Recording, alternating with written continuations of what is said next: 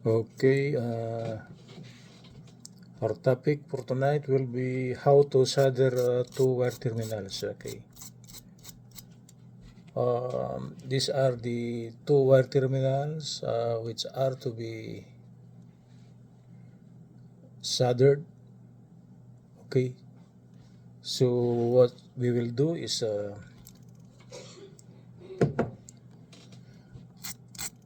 we wire strip the ends, then we try to sandpaper it.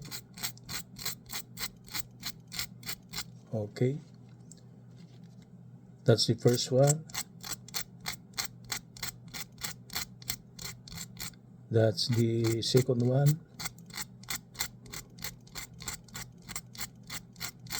So these are actually the terminals to be soldered. Okay. Actually, we strip these wires by using this wire stripper here. So that's done. The stripping of the wire is done by this one. Okay. Then after that, we sandpaper it. So we remove the insulation of the wire. So when we solder, okay, it will be a full contact solder. Okay. Then we will get a helping hand. This is our helping hand. What we will do is we bend the other end of the wire to be soldered. We bend it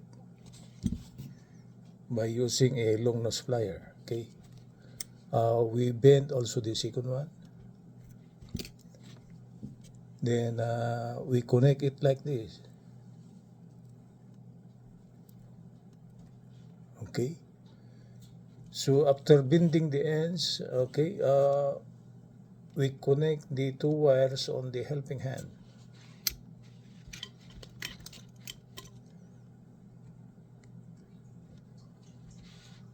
Okay.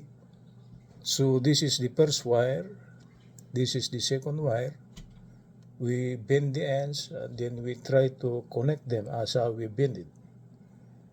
The next thing we do is what do you call this?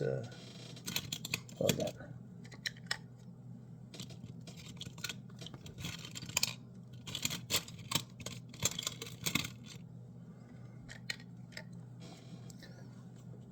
We got a soldering paste. So I will get a soldering paste, then put it on the joints to be soldered. Okay. So that's a soldering paste. Okay.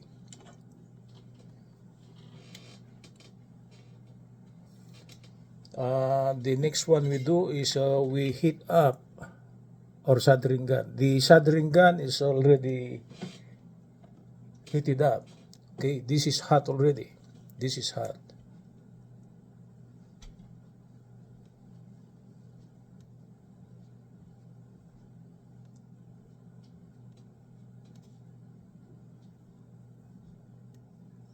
It's hot already.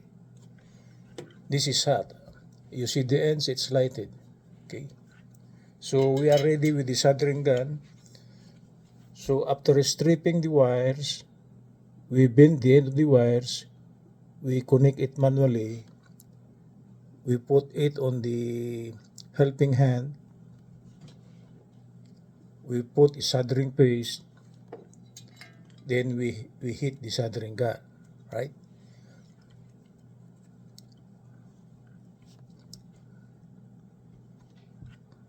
Hold on. We hit the soldering gun. So what you will do is, see, it's smoking. You hit the connect. The proper way to solder is actually to hit the connection. Okay, put the tip of your soldering gun on the connection. Okay, you hit it up. Then try to drop a solder. So the solder will be melted because the connection is actually heated up. That's it. we got a connection already. The procedure is to heat up the connection, okay, then try to put the solder on the hot connection. Because the connection is hot, it will suck the solder. Okay, that's it. The connection is good already. Okay, we got a good connection already. This is still hot. So as you can see it, okay, when we hit the connection, it's very hot. Then we put the solder, so the solder is melted on the connection and we have a good connection. The strength of the connection will be strong because we sandpaper the connection, then we put a soldering paste. So when the soldering gun is hot, okay, put it on the connection to be connected, then put the solder on top of the connection which is hot, and it will connect the two wires strongly. Okay, so as you can see it, the connection is good. Okay, the connection is good. Okay, this is a good connection. That's the proper way how to make solder, to solder a good connection. Okay, you strip the wires first, you sandpaper the insulation of the wires, connect the wires manually by bending the ends, put it on the what you call this helping hand. Okay, put a soldering paste. As soon as the soldering gun is hot, put the hot soldering gun on the connection. Okay, no solder yet. When the solder to be connected, when the connection to be soldered is very hot, try to place a solder. Okay, and the solder will be sucked by the hot connection. As soon as the solder is melted, it will make a good connection on the two wires. So as you can see it, the connection is very strong. Okay, good evening, Los Angeles.